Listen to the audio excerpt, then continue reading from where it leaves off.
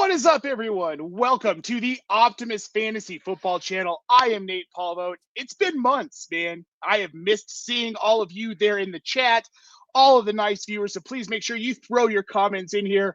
But tonight, I am here with, on my right, the one and only Mr. Kevin Tompkins. And on my left, we have Mr. Keith Fleming, my Friday show co-host. We are back. Day one of NFL legal tampering, gentlemen. Teams are allowed to talk. Now, there's some suspect things. Like, let's talk about this Hassan Reddick thing real quick before we get into the meat of the show here. That deal was announced, what was it? 5 minutes after the tampering period opened? They're fast workers. His agent's one of the fastest workers in the business. Right. Everybody knows that. Nobody works faster than us.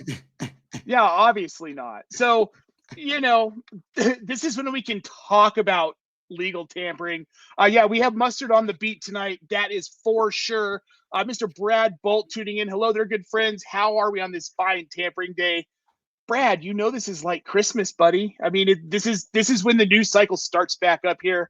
Jamie Parag, my guys are back in action. Jamie, it is good to see you. We got Lou, flash in the eyes. Lou's probably flash in the eyes over this first deal here we're going to talk about, guys. Let's get into it. Fields Jets to Jersey. We've got Justin Fields coming off of the free agent board, landing in New Jersey. The fifth-year vet's going to be teamed up with Garrett Wilson and Breece Hall, plus a bad offensive line here on this Jets team. And I don't think anybody can really deny that. It was an issue for Aaron Rodgers last season. It's going to be an issue for Fields unless they do something. Keith, you and I had a little bit of a conversation about this earlier. I want to hear your thoughts on Justin Fields here landing with the New York Jets. I am one of those suckers that still believes in Justin Fields. I do. I feel like the Bears situation was so bad. Like, it cannot be overstated how much of a mess Chicago was. And despite that, I do think he showed improvements each season in Chicago. Obviously, we know we got a very short sample in Pittsburgh. He went 4-2. I know he wasn't asked to do a ton. What's most important to me is Mike Tomlin has said a lot of very nice things about Justin Fields, about him, coming to work, wanting to learn, wanting to get better. He's still very young, obviously extremely athletic. The two things that are my concerns. Number one is he's got to continue to work on getting quicker at reading his progressions and, just being able to get to those receivers faster, because we know that if he doesn't hit his first or second read, bad things have happened so far in his career. The bigger issue is it's hard to read your progressions when you have an offensive line like the New York Jets. Now, I do want to say Aaron Rodgers looked really immobile last year. So maybe having a more mobile quarterback, you can, sort of at least hide some of the deficiencies on the offensive line. And obviously I love, Garrett Wilson and Breece Hall, two of the most talented dudes in the league. I actually think Breece Hall is going to have a monster year this year. I think the Fields edition only helps him. But we'll see if it's enough to, resurrect Justin Fields. I think for fantasy purposes, Fields is an automatic top 10 QB. That's always been.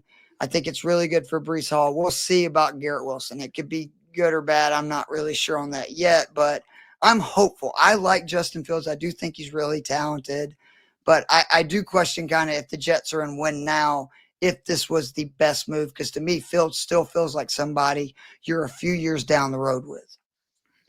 Okay, I don't disagree with that. Now, what I will say, though, is for as bad as Rodgers was last season, Wilson and Adams on that Jets team were wide receiver 10 and 11 in PPR.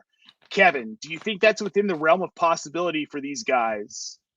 Well, for Garrett Wilson, obviously, Devontae Adams is gone. But is that within the realm of possibility for Garrett Wilson in New York with Justin Fields? They're going to have to get that dude some help, because right now it's Xavier Gibson, it's Alan Lazard, Tyler Conklin's a free agent. It is literally bare bones. It's basically going to be like the Malik Neighbors thing, where you're looking at heavy volume, but probably not as efficient as you'd like. So, and then you add Justin Fields into the mix with that, you're probably looking at 160 targets, but he might not even catch 100. Like, that's what you're looking at with Garrett Wilson. And look, volume is like king in fantasy. We love volume. We know Garrett Wilson is going to be top. I mean, no matter what they do, no matter who they bring in the draft, because they're going to be bringing either somebody in tomorrow, next couple days in free agency to kind of fill out the roster, and then they're also going to have to bring in one or two wide receivers. Like there's no bones about it. It is Garrett Wilson and like Jags. So, for fantasy purposes, it's Garrett Wilson getting 160 to 170 targets, and then you're really hoping that he can find a rapport with Justin Fields, because if he can squeeze out 100 to 110 catches for like 1,100, 1,200 yards, that's a top 12 wide receiver. I mean, touchdown equity is going to be tough to get. Your real competition is going to be Breece Hall for touchdown equity, and Justin Fields on the ground.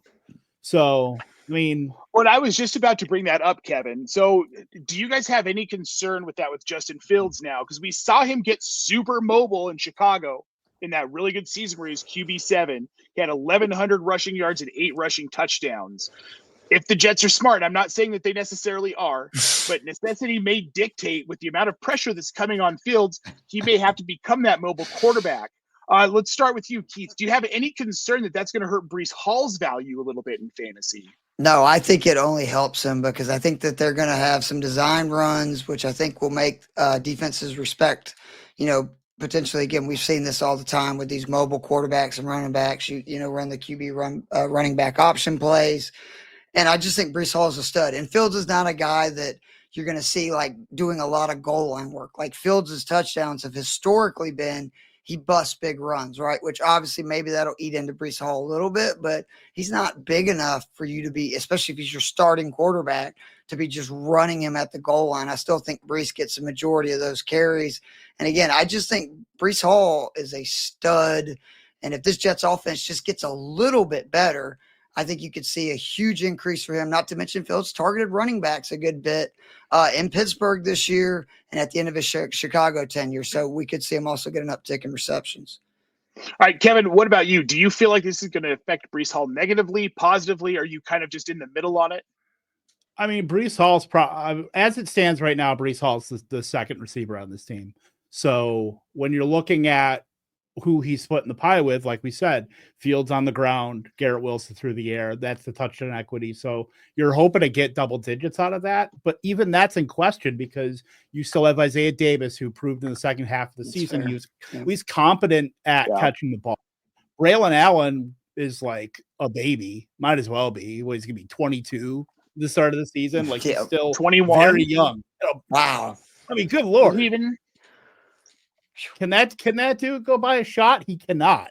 Maybe. I don't know. But yeah. Oh, he's 21. He is 21 now. So okay. Yes. So hit him with a PBR. We'll have him PBR and a Jägermeister. Get him to George's in Canton.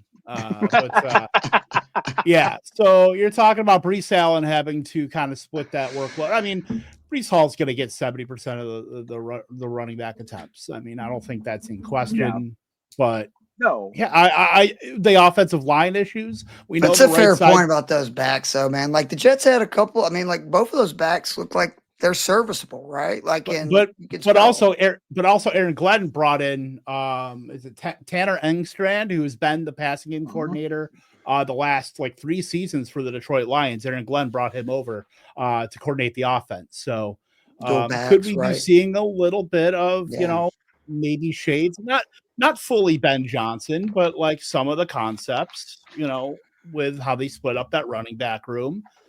It's possible. I mean, it's really possible that they have the young enough running backs. They maybe want to keep Breece Hall at kind of like the Jahmyr Gibbs, where you want to keep him as efficient as possible. You don't want to put too much on his plate to keep him fresh. But looking at the Jets right now, are they even more than a 6-win team? Even probably not. Probably not. In that division, no, I can't see them winning more than Pats are going to be much better. You would have to think, right? Patriots are going to be a lot better. Miami, Dolphins, if Tua is healthy, as consistently one get it's going to be tough for sure. It's going to be very tough. Kevin, where do you have Justin Fields today in your QB rankings for 2025? Right now, I mean, just going through it, knowing what Justin Fields can provide, he's got to be at the bottom of the top 12. I I like think he's that. he's probably QB 12, QB 13. Like, I haven't really gone through it, but I imagine that's where he lands because we know what he can provide. We've seen it. You know, that's no trade secret as far as the rushing upside of a quarterback who was Sure. likely to be down in games, who's probably going to get some garbage time, who has, at the very least, a top target in Garrett Wilson and a good secondary target in Brees Hall that can do some damage after the catch. So, yeah, but I think he could be like a top 6 if everything breaks out right. If He they bring stays in healthy, right? It's probably the big thing was And that's rushing going to be the big ability. thing is if he stays healthy. Yeah. Keith, I want to ask you this: over under 800 rushing yards for Justin Fields in 2025. Where do you land? Can we assume that he's healthy? Assume that he's healthy. Yes. I think it'd be over. I do too. Think it'll be over. Same. Yeah, I'm over. I think he nudges 1,000 yards with the Jets this year. Lou in the chat here making this point: of the available starting quarterbacks that were likely to play for the Jets this year, this is kind of the best case scenario for Hall. I would have. I mean, obviously Sam Darnold wasn't going to happen. I prefer not to have Geno Smith go back to New York. It looks Or like all these Darnold, guys for that matter. I mean, they ruined Darnold in the same, stadium, just for the other team. So probably not a good idea to have him come back either. Yeah, no. This probably was best case scenario, honestly. It's probably best case scenario for this team in general. The Jets not a good sign for QBs. I didn't even think about both Geno and Darnold started out there, right, were basically ruined, and then somewhere else. What if we got the Jameis Jets? So is Zach Wilson now going to be a stud in Miami at this point? He might. Jameis Jets? Sign me up. What if we got the Jameis Jets? Sign me up. For fantasy? Shoot. Garrett Wilson, Brees Hall, bring it on. No, man, I don't want to see him starting anywhere anymore. I'm over that experiment. I think it's bad for fantasy, and I think it's bad for fantasy assets. He's a nice guy. Fun in your life, Nate. Fun. Yeah, no kidding. Still some crab legs, Nate. Come on. Yeah, you know what? You know what else is fun? Sam the Seahawk, gentlemen. Sam Darnold gets $100 million for 3 years of service to the Seattle Seahawks. That's without DK Metcalf and without Tyler Lockett. They still have JSN. Kevin, is this good news for Jackson Smith and Jigba? I mean, we're looking at almost the same exact situation with the Jets. I mean, right now they're bare bones. We got to figure out what they're going to do elsewhere at wide receiver because, like, Jake Bobo is scaring nobody. Career special teamer Tariq Young is scaring even less than nobody. So clearly they're going to be bringing in another wide receiver. We just don't know if it's going to be the veteran. We don't know if it's going to be in the draft. I mean, you would probably figure both the way this is constructed. But I mean, I worry about the offensive line there because it's not what he had in Minnesota. It's going to be tough sledding with one target. You've got a decent running game at least behind you, but and no offense, I mean, he's average. AJ Barner breakout year. No, stop it. Keith. I'm serious. Maybe. No. Considering how no offense. No offense. It's my specialty tight ends. I really do think he's going to have a pretty good year. Yeah. No offense, 2 points older. Our generation's Will Dissly. No, God, that's gross. Seattle Will Dissly. Yeah.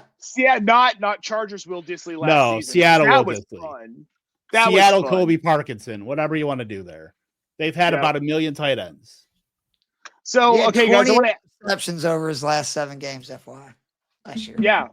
No, Linda and I talked about that a lot. It was fun conversations on our show Linda, I'm sorry, Casey. 250. I mean, he's a big dude.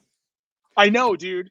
Big dude. Okay, so I want to ask here, with Darnold now in Seattle, JSN obviously is going to see a huge uptick. But with the propensity for having Darnold throw the ball 35 to 40 times a game, are either of you worried about Zach Charbonnet or Kenneth Walker, Kevin? With them, I worry about the offensive line. I'm not super worried about the run game in particular. I know Ken Walker had like a really good weeks 1 through 6 and then kind of fell off a bit. Obviously, got hurt. Charbonnet looked pretty good at times. Yeah. But Yeah, by and large, I'm not super worried about the running game. I'm just worried about the running game in terms of, is Seattle even going to be in games? How good the to offense is going to be basically overall. Right. Yeah. It's going to be, I'm worried about if Seattle's going to be in games enough for the run game to like actually matter in a good fantasy way. Sure. But I don't think it will be. That's kind of my concern. I don't think the volume is going to be there. I don't think the consistency is going to be there. Now, Keith, where do you have Darnold right now? Looking at him for 2025 in your rankings, is he a guy that you're going to be targeting? Do you think in drafts? Hell no. I don't understand this move. Like Gino's issue in Seattle was when he faced pressure. He was great with a clean pocket, like great. Sure. I think he was third in completion percentage, like fifth in accuracy rating. But Darnold was outstanding last year, no denying it. But the last two games, teams figured out we'll just blitz him like crazy, get pressure, and he looked awful. If you don't think teams are going to copy that, and to your point, Seattle's offensive line is every bit as bad as the Jets. Mm-hmm. Like, I don't understand. I do think, though, that it's not going to affect the run game that much because I think Seattle's defense is going to be really good. Like I do. If you look kind of at some of the metrics down the stretch, I believe in their head coach is just a defensive, mind in general. I think Murphy is going to really be a breakout guy this year. He kind of came on after a few injuries in the middle of the season. I think the defense is going to be good enough to keep them in games, and therefore they are going to run it a good bit. And I think they're going to ask Darnold to kind of be a game manager and not do nearly as much lifting as he did in Minnesota. So I think Darnold might work for the Seahawks for like their model of what they're trying to build.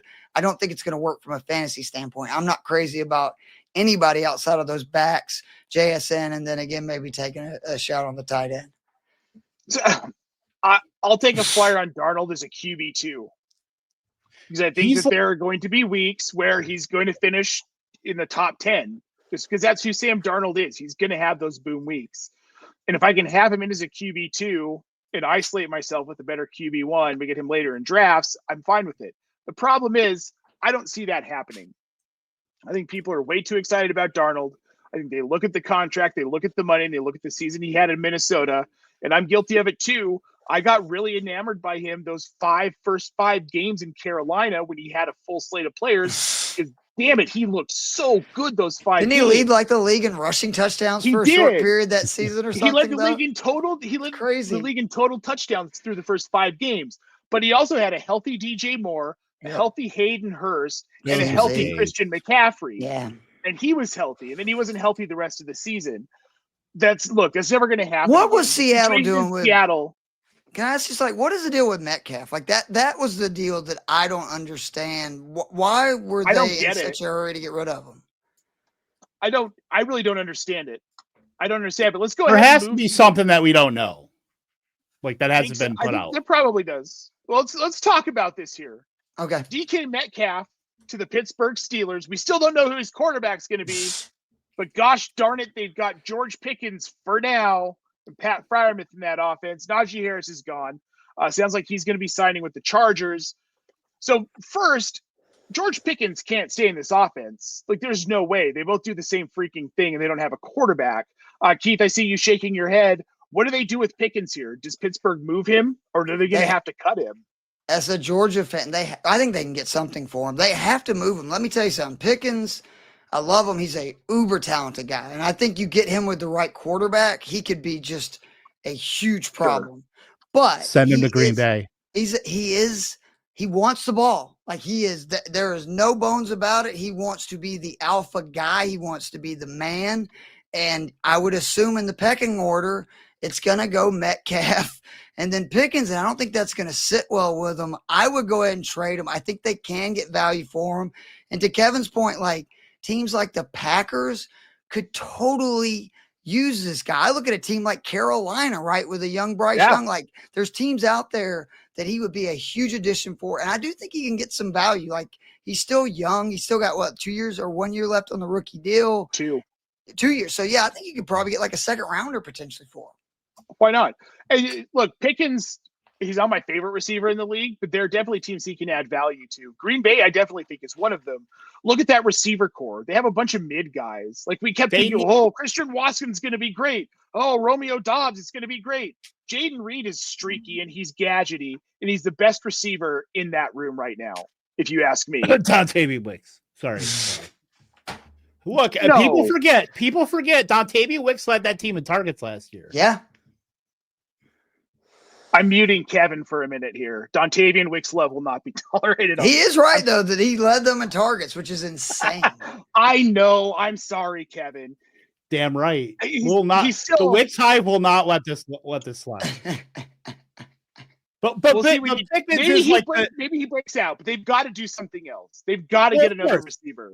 Pickens is the perfect target dominant wide receiver that he needs, that you can grow with him and Jordan Love, and they can keep Jaden Reed in the slot. Romeo Dobbs can be a 2, or Wicks can be a 2, whatever the case may be. Maybe they trade Dobbs to the Steelers. They need to move Christian Watson. I'm moving Arthur Christian Smith Watson. would cream his shorts to get a guy like Romeo Dobbs. Are you kidding me? That's he would kill to have Van Jefferson 2.0. From Herms in the chat, the Arthur Smith offense, the only passes were deep YOLO balls for the most part. Having 2 of those guys does kind of make sense. They can coexist. Well, that's fair. They tried that with George Pickens and Mike Williams, and clearly that didn't work out. Well, yeah, but Russell Wilson was the quarterback. Man without a home still. Oh, it's going to be great with Aaron Rodgers, right? Let's get back to the DK part of this here. Is there, Keith, please explain to me why this makes sense, other than the fact that I'm a Steelers fan. It's like, yeah, DK Metcalf, woohoo. But from like an actual fantasy standpoint, I don't know that I'm excited about this at all.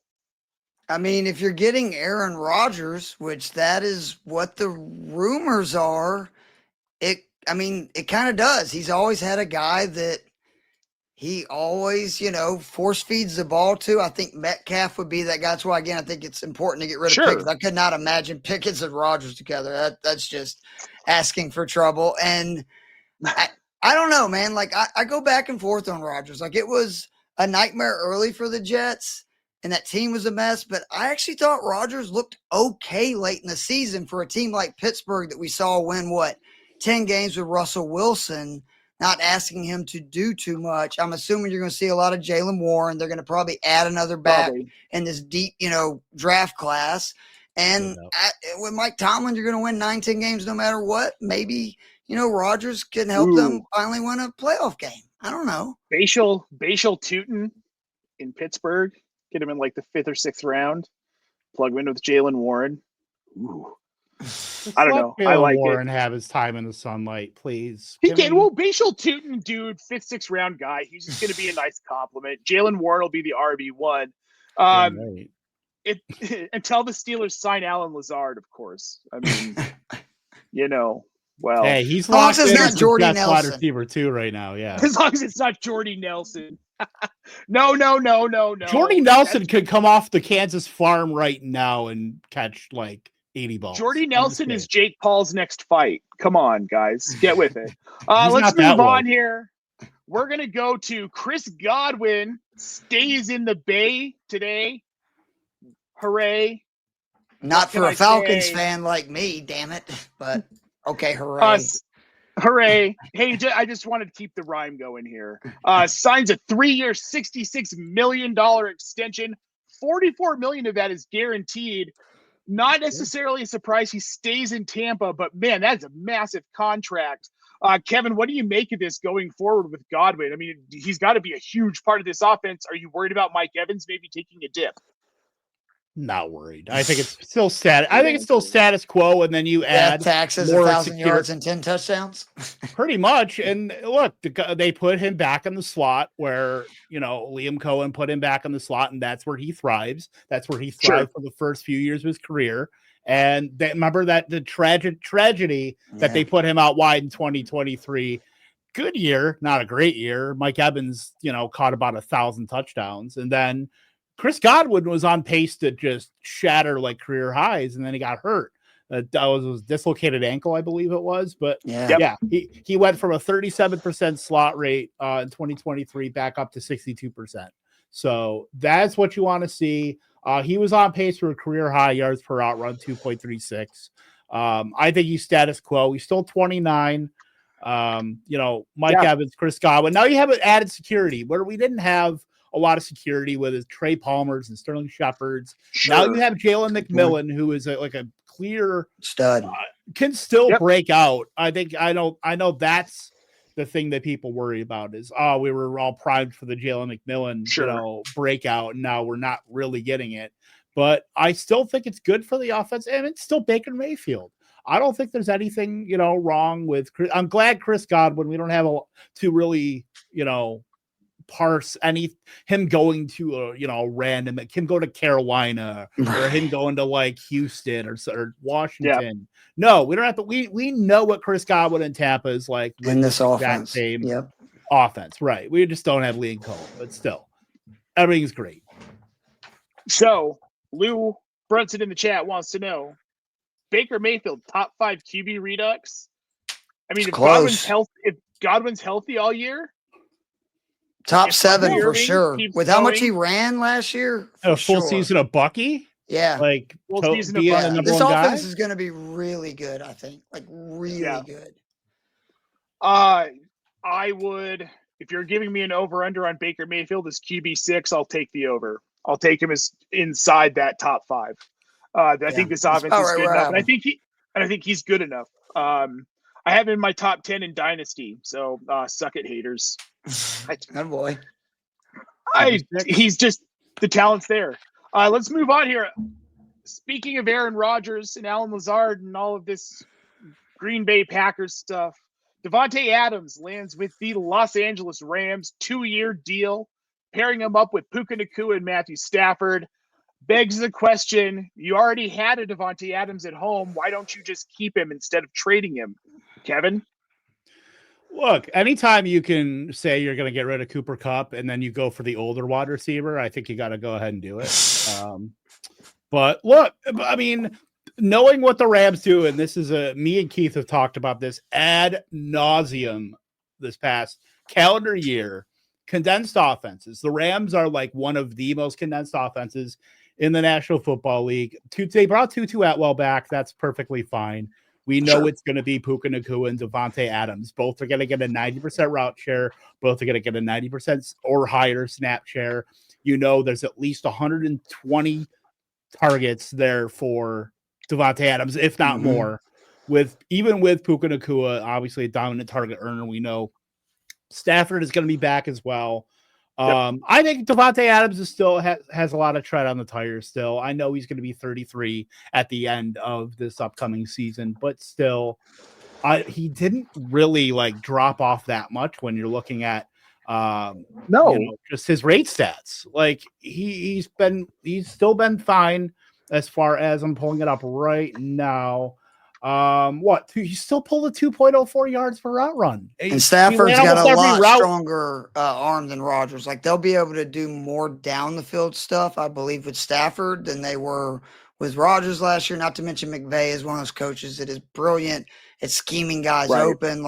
I'm giddy about this. I hate it for Puka because I predicted if they did not get a number 2. Well, I just meant that if they did not get a number 2 receiver, I said Puka would have the greatest fantasy season of all time by a wide receiver.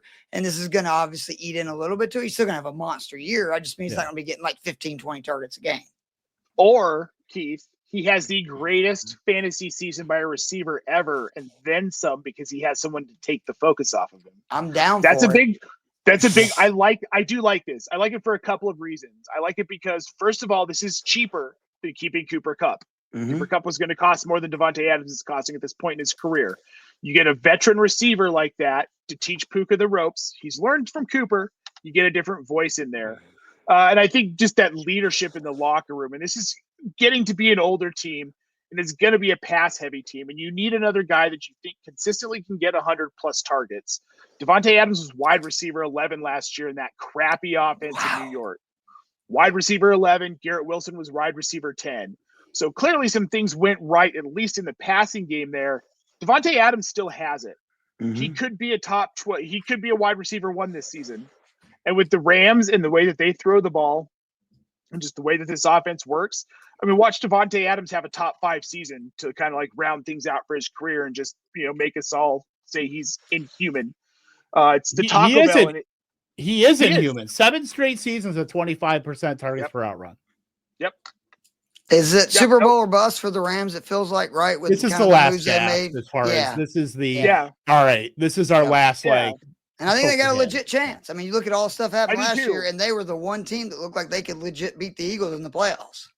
Yeah, it looks like Jamie agrees with us in the chat. He says Adams isn't going to affect Puka. I really do believe that if anything, it helps him because defenses now have two marquee receivers to focus on.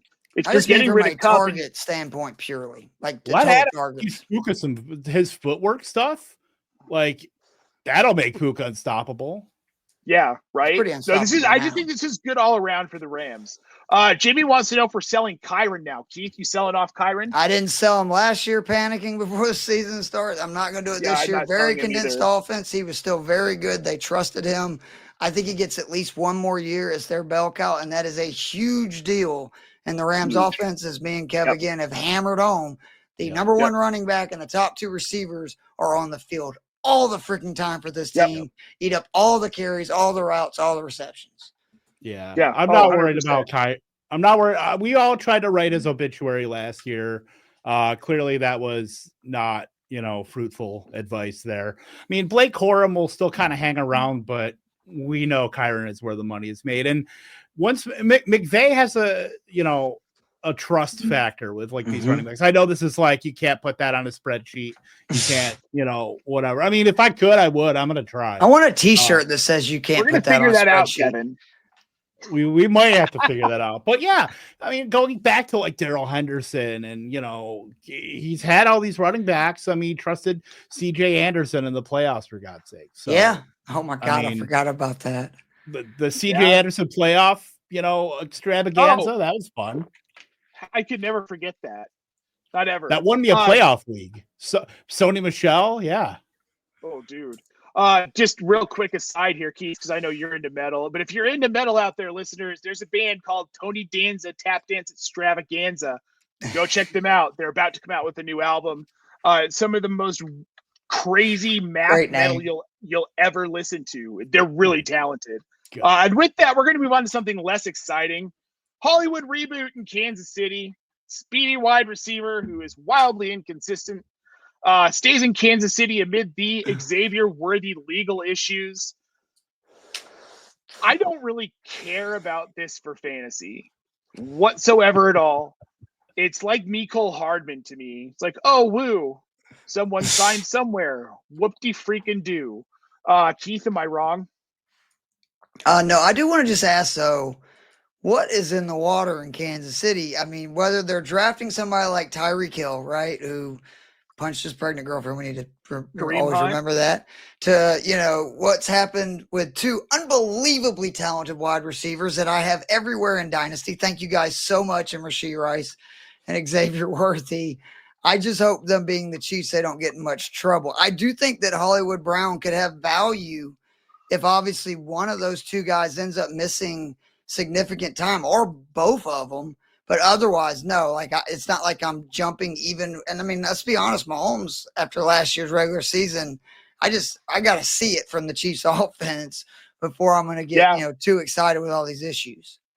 Well, I think if anything, if we're missing Worthy and Rashee Rice misses any time, if anything, that's Travis Kelce's volume to pick up because he's pissed off about how he ended his season. So he's coming back for his final season. He's going to retire after this year. He said it on his podcast. He's got a bad taste in his mouth about how the season went.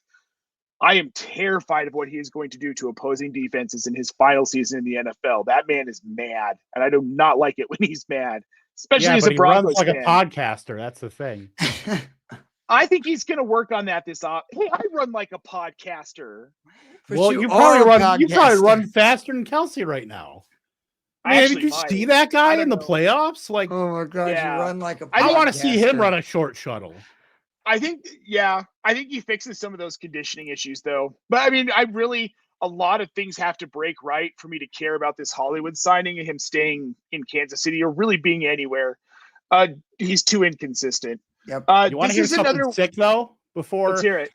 All right. So if for whatever reason, if Xavier Worthy gets suspended, as constructed right now with the Chiefs, maybe Rashee Rice isn't, super healthy and maybe he's not ready to go in week 1.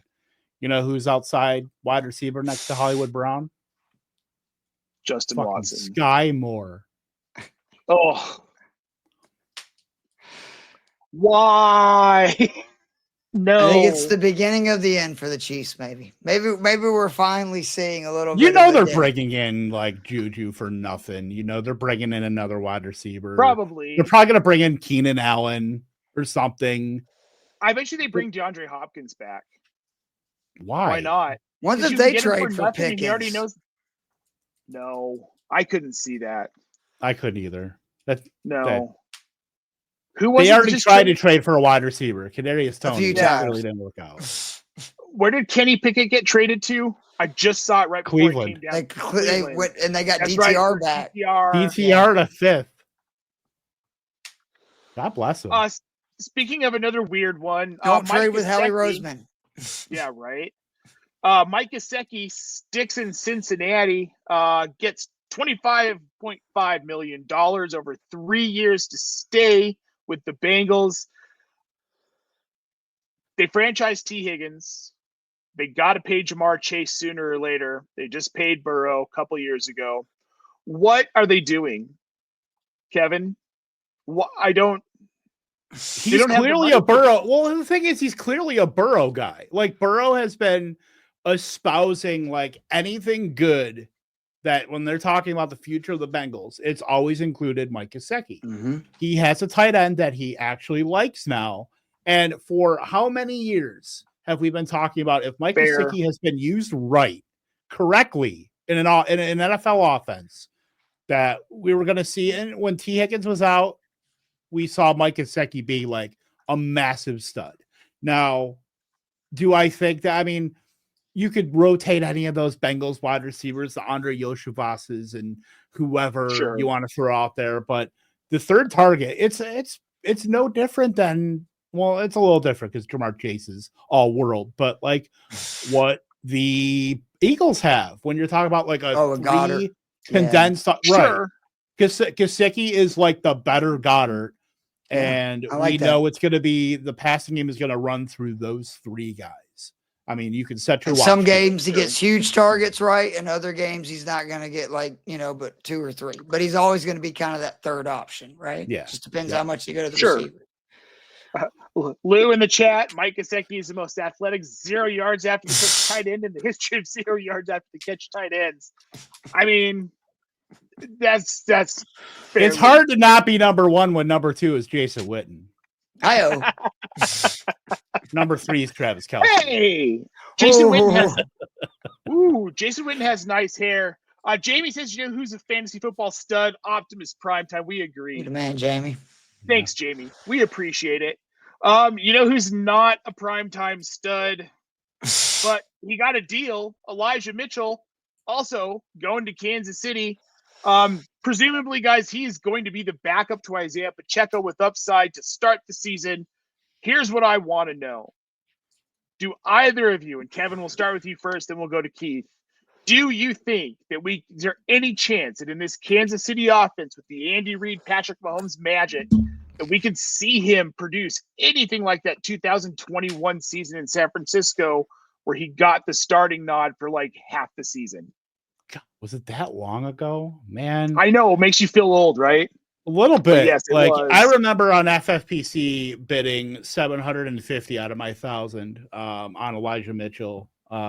I remember those the Fab Wars for Elijah Mitchell. That's how far it was a different time. It really was. Different economy, different everything. But look, it's 2 forks in the road here. I believe I said this, I posted this earlier today on the old Blue Sky.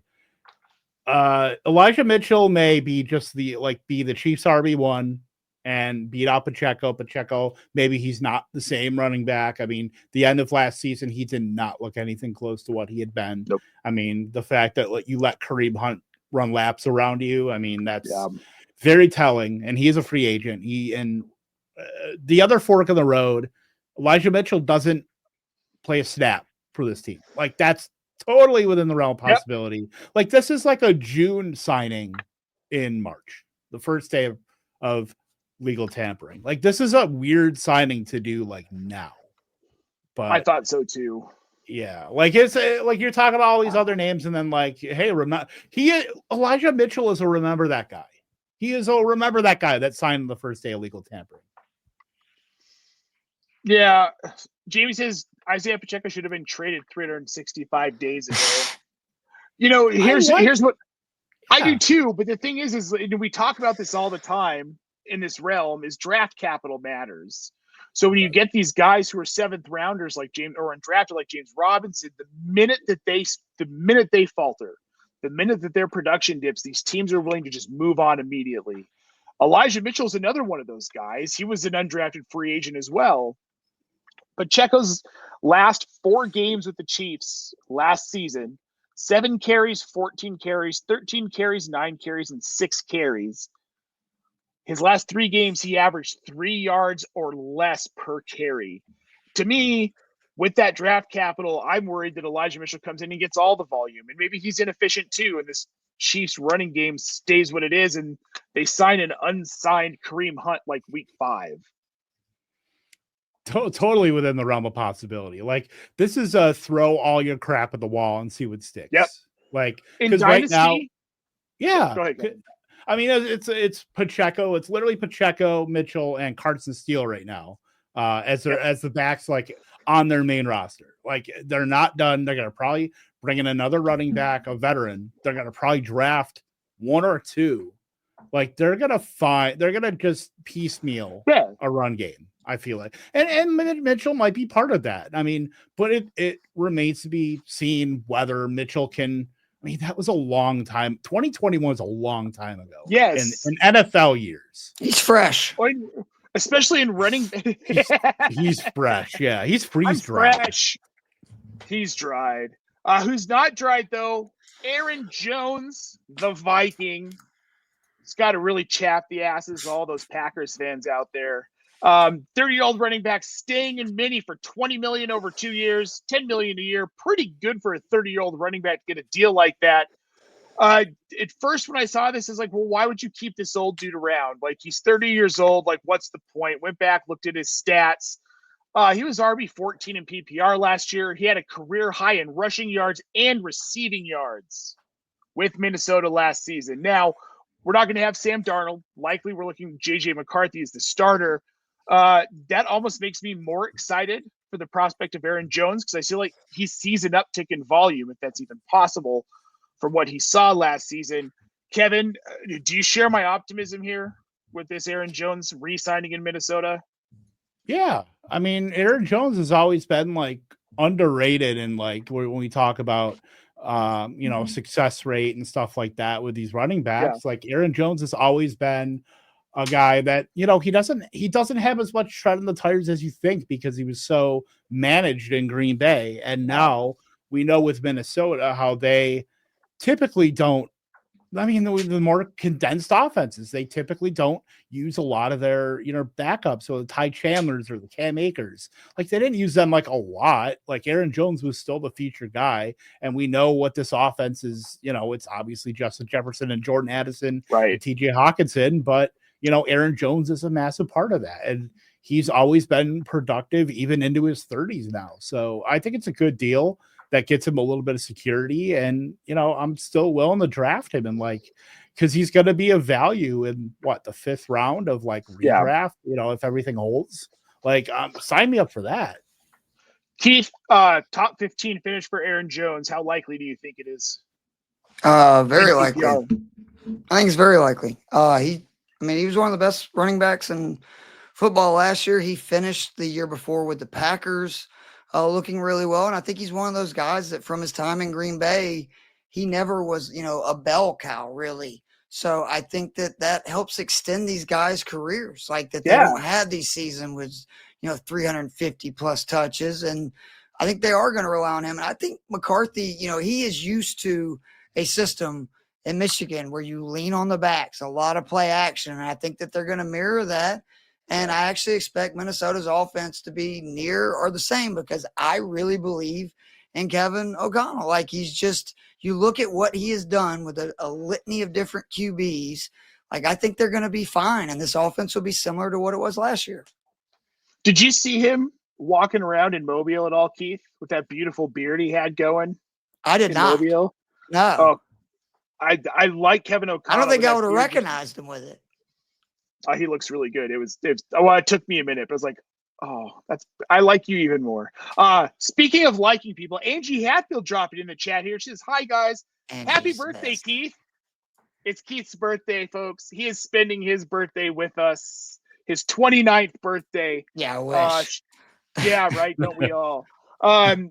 She says she might be the only person anyone knows with an Eli Mitchell jersey. I bet you we can find some people with one. If you've got an Eli Mulvey Mitchell hosted jersey, the Inside Drive. I promise you, he has one. I know because I've seen him wear it. So yeah, there are a few 49ers guys that I remember buying some when that whole craze was going on, and I get it. It was fun times. I had a CJ Anderson jersey. It's not that much different. He like a season and a half of being really super relevant. But he also lived in a property that my wife was general manager of, and nicest guy on the planet, or so we heard. Now let's talk about this one here. Geno Smith, we talked about a little bit earlier. He's shipped to Vegas. Veteran QB gets new life here. I beg to differ, but he's got Brock Bowers. He's got that going for him. He's got that going for him. Keith, I mean, that's about the nicest thing I can say about it right now. I mean, yeah. We know Pete Carroll loves the guy. I mean, hey, sure, he's about the only one. But does Pete Carroll think this team could possibly be in win now mode? Because that's the only reason I can think of. You go get a veteran guy like Geno Smith, because otherwise you should be drafting a quarterback in the first round. They still might. Kevin, Keith, yeah, they still might. Oh, they're going to have to move up. But I mean, maybe they like one of these guys that, potentially we're not. It's like Jackson Dart or something. We don't know. And I mean, Pete Carroll is not going to come. We've seen this unless he has somebody like Russell Wilson. Typically, whether it be New England or in Seattle, he wants a quarterback that can play now and at least make them somewhat competitive. We'll see if that is Geno Smith is the answer. But I mean, I think it's very good for Brock Bowers. I really do like some of their young, smaller receivers. They need an alpha receiver, but I like Jacoby Myers, like Trey Tucker flashed at times last year. And I also think Antonio Pierce, no offense, was a really bad coach. And Pete Carroll, they will improve just in that alone. And again, I do think actually Geno is going to be a bridge where they end up drafting one of these QBs in this draft. You're right. I don't think they're obviously going to get Ward or Sanders, but I think they'll get one of those next group of guys. And then, hopefully Geno starts a few years and they transition to that. Like a Jackson Dart, maybe? Yeah, like that's exactly what I'm thinking. I could see him as I don't want to see Vegas Dart Raider. go to Vegas. I like Jackson Dart. Kevin, does this help you with Brock Bowers? Does this help you with Jacoby Myers, Trey Turner, Zamir White, any of these guys on this team? Do you think this helps any of their value at this point? I mean, anybody that has an arm that can throw a football, it helps Brock Bowers. I mean, they didn't have that last season, so no, you really didn't. I mean, look, when you had to play Desmond Ridder in Week 17, I mean, that was the wheels were off the car. Yeah, but yeah. I mean, Brock Bowers is going to produce no matter who is throwing the ball. I mean, we saw it last year. Now gets Geno Smith, Jacoby Myers. We talk about condensed offenses. Like, that's sneakily condensed between Jacoby Myers, who had probably the best season of his career, and Brock Bowers. Yeah. Won a lot of money in DFS, right, Kevin? Down the stretch, double stacking them Raiders. And there's some trade rumors going around about Michael Mayer being shipped out. Also, so that could also help them maybe find a way to get another wide receiver in the room from the draft. Because trust me, they need it. That's Trey Tucker, Jacoby Myers, and like Ramel Keaton. Like, could that be a Pickens landing spot? It could be, but that seems like a total Randy Moss. Like when the Vikings shipped him off to Randy Moss to shut him up. Yeah, I know what you mean. Yep.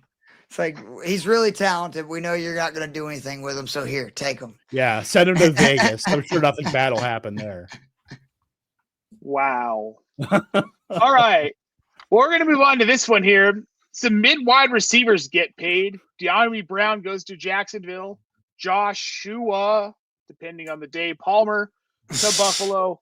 Palmer, the more impressive of these two signings, he gets 3 years, $36 million. De'Ami Brown gets 1 year, $10 million. And then on top of that, some other late ones. Darius Slayton matching that contract, 3 year, $36 million. Mac Hollins gets 10.4 from Vrabel's Pats. Exciting. Perfect Patriots wide receiver. He is, it Absolutely. really is. Really Especially is. with Vrabel. Now, this is one I want to, I really briefly, we can talk about this one here.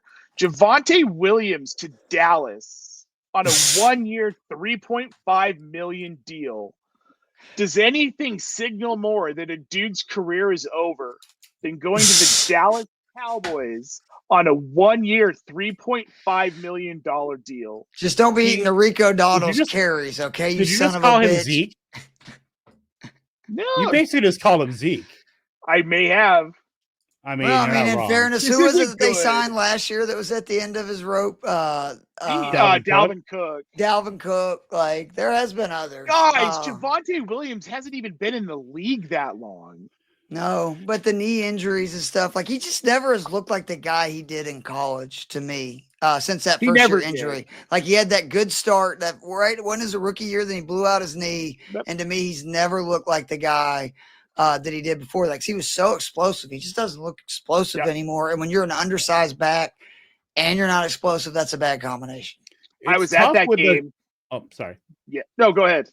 I'm just gonna say, with that like crop of like that tier of like J.K. Dobbins and Javonte Williams all hitting like knee injuries and stuff like that, and Achilles obviously, like that's why all those like older running backs like the Joe Mixons and all those guys, because there's no like replacement. We're all looking for like the younger running backs, and that like tier, from like 2022, 2023, those running backs never really like materialized. The Elijah Mitchells, right? Like those, all those Niners backs they took that year. Oh, so many of those guys. Sermon. Yeah. Yep, Trey Sermon. I fell for that one hard.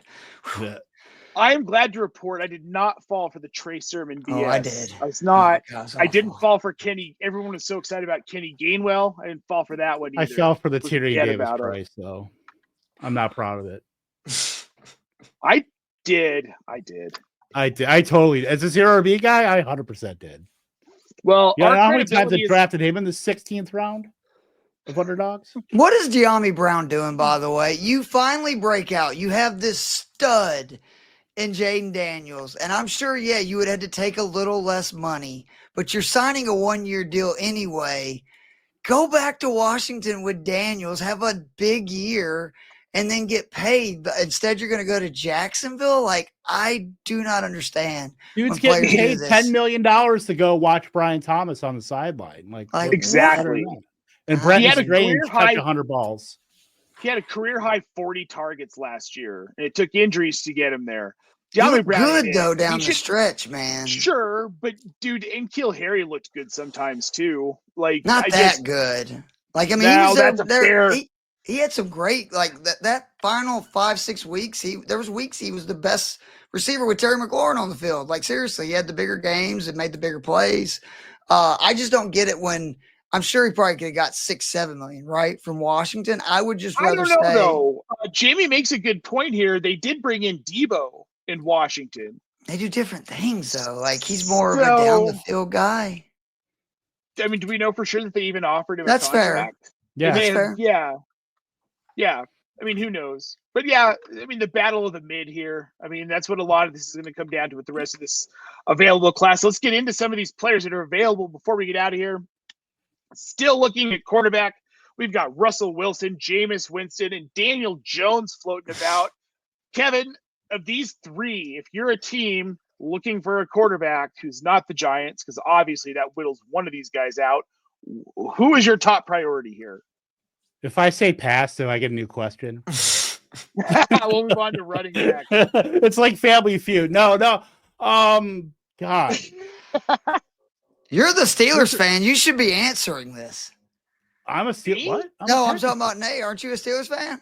Yeah, I am a Steelers fan. So I'm saying y'all are the ones that need a QB. So who would you want? Rodgers? These guys? Like, you should be answering. Can we just play with an all-time QB this season? I think that I guess sounds what fair. Daniel is sad to say, but like Daniel Jones, I guess. That I would be think my Daniel pick. Jones for me too, out of these three. But you guys, we know what we're getting in Pittsburgh. We're getting Aaron Rodgers. All right, let's move on to the available running backs. Javonte Williams, you can strike off that list, but we've still got Najee also Yeah. Is that deal done? 9.5 million for a year to the Chargers. All right, so strike Najee off that list too. Going to the Chargers within my division. Damn it! I hate low-key that. love that, by the way. I do Najee love Harris. it. I love it for Najee. Great fit in that offense. They've needed that type of running back. They tried to get it out of Dobbins, who's on the market. Dobbins, Dylan Dowdle, still available. Out of these three, Keith, which one do you want if you're a running back needy team? I would take J.K. Dobbins. Rico Dowdle will be closely behind him. I just think that Dobbins proved last year he still has the explosiveness. He wore down as the season goes on. He needs to be like the second guy or, the 1A guy, like where you have another guy to eat up carries. But I think he proved last year he still can do what's most important, which is break big runs, and he can kind of be the lightning to a team's thunder. Yeah, I'm with you on that. Kevin, do you agree with that on J.K. Dobbins, where if he's kind of more like an RB2, maybe it makes more sense that you want to bring him in over guys like Dylan and Dowdle? I mean, none of these running backs are going to be top options for any team. They're all committee backs maybe Dowdle has an outside shot, but I just don't see it right now. I think Dowdle is probably best served as like a complement to another running back. Dylan is as dead can be. I wanted to hear what you had to say. Yeah, I don't know how much he paid you to get on this graphic, Nate, but clearly, look, dude, it was slim pickings, man. I was like, hey, he has nice thighs. I'll put him on there. Man. His thighs won him onto this list. Amazing. For me, it's probably Rico Dowdle. If we're looking at, I'd like to see Rico Dowdle in Denver. They need another back. You get Dowdle, you got Esme, you've got McLaughlin. I think that's a good 1-2-3 committee. Dowdle can be maybe probably a little bit heavier volume than the other two. I think he fits really well there. But if you're asking any of these guys to do anything more than that, you're in really bad shape and you'll finish. I hope you're gunning for the first overall pick because that's what you're and a new run-heavy NFL, right? So yeah. Right. Now with wide receivers, Stephon Diggs, Amari Cooper, Keenan Allen, Brandon Cooks, and I put DJ Chark on here just because I like saying his name. He's not really relevant that much here. Chark. Chark. You're right. Amari Cooper, I think is the most interesting name on this list to me. Stephon Diggs and Keenan Allen, like just looking from an age and injury perspective, Stephon Diggs knee injury, that terrifies me for this season. Is he going to be ready to go? That would be the answer for me would be Diggs, but he's not. Yes, right? But he's not. Right. Yeah. So I would say Cooper. Yeah. I don't know. I would still say Keenan Allen because Keenan Allen can still separate, can still earn targets. I'm totally fine with if Keenan Allen gets on like the Kansas City Chiefs. Tell me he's not like one of the easiest 6th round picks. Yep. Keith, Keenan Allen or Amari Cooper with the Chiefs? Who would you rather see there? Keenan Allen, but just because they don't really do that anymore, the explosive stuff, and that's what that's why I was so shocked with Buffalo was it seemed like a match made in heaven, and they did it like twice, I think, in the 9 games he was there, and then other than that, they just that didn't seem like what they wanted. But Amari is still elite at beating man to man, getting open down the field. You have to be on a team that has a quarterback and an offensive line, and is willing to push the ball down the field in a league that is less and less willing to take chances and, try to push it down in big chunks. So now with Stephon Diggs, guys, I got to ask this. Does he even play this season? I think he does. I mean, Tank Dell is likely not playing, but Stephon Diggs, should certainly.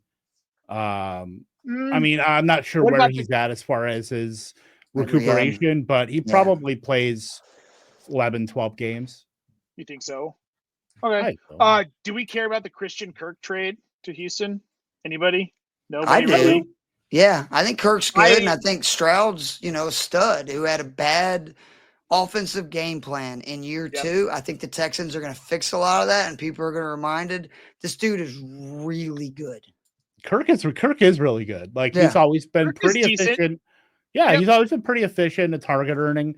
Like, I'm totally fine with it because Houston behind, Dalton Schultz and Nico Collins, they've really Huge needed. vacuum. Yep. I mean, John Mechie, Xavier Hutchinson, all these other guys that probably are just Jags. They haven't had anybody that they've tried all of those guys, and it hasn't worked out. At least they have someone that's like a professional wide receiver. I mean, it doesn't help you trade your left tackle away. That was interesting. Yeah, with all the offensive line issue, I didn't understand that, but maybe they have a plan. Who knows? Yeah, I had read there were some locker room things with Tunsil. Maybe that was kind of why. This is not the first time, right? Like I think he's had some issues elsewhere. Blocker. Yeah. Yeah, and bad O-line equals garbage time for these receivers. That's fair, Herbs. I love they count just as much as during the beginning of the game.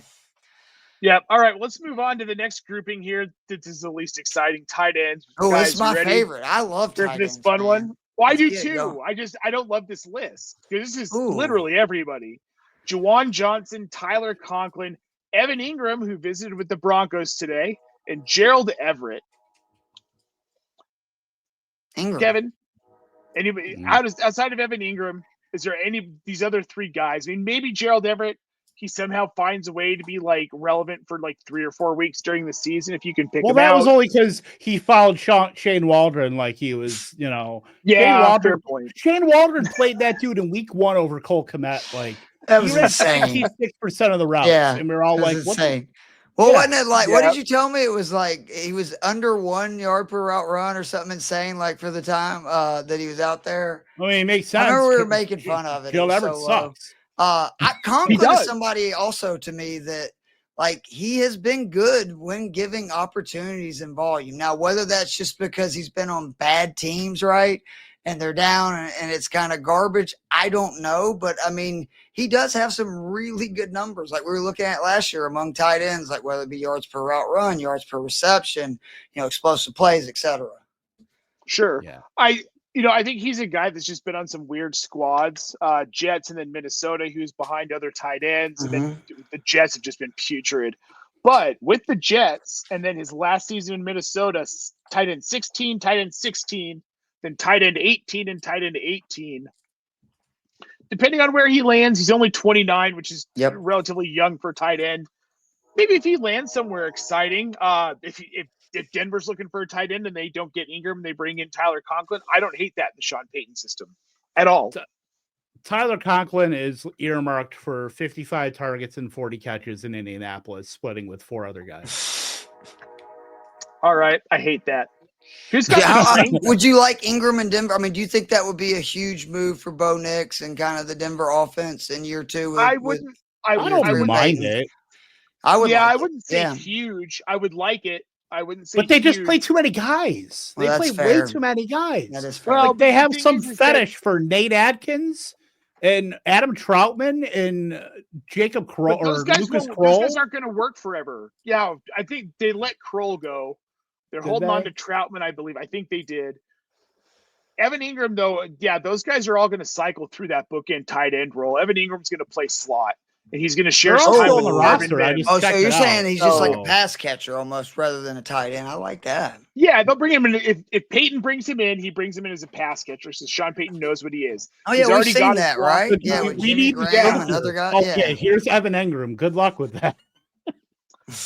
Look, it's better than Greg Dulcich. No. I like I would go to the grave saying Greg Dulcich could have been the Joker. Where is he now? Giants? Giants. Right? Yeah. Giants. Yeah. Oh, man. Well, on that note, folks, Kevin, Keith, I want to say thank you guys so much for joining me tonight to break down this just absolutely wild day. Last really like 3 days of legal tampering plus trades. It's nice to be back on camera. Damn guys, right. If you are watching, please make sure you find us on Blue Sky because Twitter is deader than dead. Forget about that crap ass place. At Optimus Fantasy, you'll know the rest once you get there. There's a different website ending on it. On Facebook, Optimus Fantasy Football. You can find us on the web at optimusfantasy.com. Kevin, any last words for our wonderful viewers here tonight? just pray for Keenan Allen to go to the Kansas City Chiefs, because that might be the best landing spot of any player currently available. Like, if that happens, I will be incredibly happy. That's all I got. Yep. Keith, anything from you, buddy? Can I plug my golf show real quickly tomorrow night? Yeah, please do it. Awesome. If you, like me, are a golf nerd, the Players Championship is this week, one of the biggest events of the year, TPC Sawgrass. Every week for Fantasy Six Pack, I do a show on Tuesday nights with the great Ryan Mulvey of ESPN's Inside Drive in Panama City. And we cover the golf tournament, talk about the venue, talk about our favorite DFS plays, bets. And then at the end of the show, we have been adding to a list of the worst habits of golfers you play with, or, you know, a what not to do on the golf course. We're actually thinking about writing a book after we get done with this, kind of a what not to do on the golf course. And then every week on Fantasy Six Pack, I write a preview article, and more importantly, a DFS cheat sheet and a betting cheat sheet that literally you open it. It's just the plays with some quick notes. You can read it in 2 minutes. If you want to copy some of the plays, you're welcome to. If you want more in depth, check out the show or the preview article. I love it, man. Golf. Keith and I are teaming up for the Fantasy Football Expo golf tournament this year with the one and only Nate Markham and Kelly Singh. We're going to win that damn tournament. I haven't played in 8 years, but I'm busting my clubs back out. We're coming for it. We want the trophy. Here's Whatever the it thing. is, we want it. Whatever it is. And now, while I haven't played in 8 years, my last round I shot an 82. So I know how to play the sticks. We're coming for it. We're coming for it. Everybody, again, thank you so much for tuning in. Make sure, go find Kevin Tompkins on Blue Sky. Go find Keith on Blue Sky. Yeah, I'm new to it. Come find me. Yeah, it's an awesome platform. Twitter broke in the middle of a news cycle today. You can't trust that shit anymore. Just come on over to Blue Sky. We've got you. Everybody funds there. Like this video. Make sure you subscribe to Optimus Fantasy. We're going to be here way more often through the rest of this offseason. We've got a lot to talk about as these news cycles unfold. We're just getting started, folks. For Kevin Tompkins, for Keith Fleming, I am Nate Palva, and we're going to see you guys soon.